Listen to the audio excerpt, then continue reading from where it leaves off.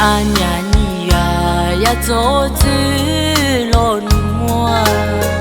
để có chỉ có mà pha mà ôi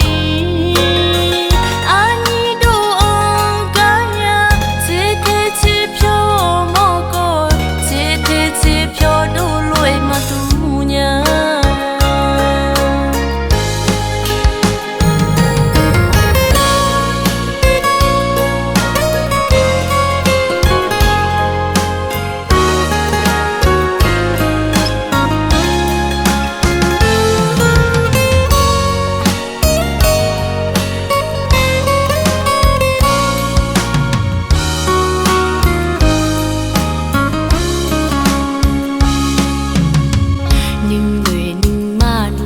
đô nó gia nhà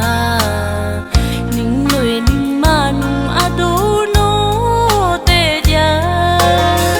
yêu có cho có đô này anh nhưng mà đô ông cả li nghe cho mà lẽ có xa đô nhà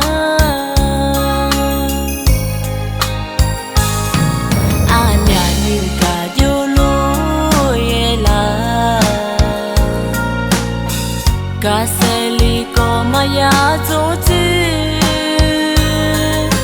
hai người chỉ người lên ngã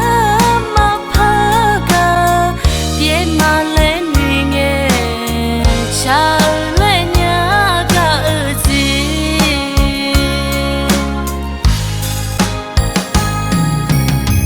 à nhà nhà ya cho chữ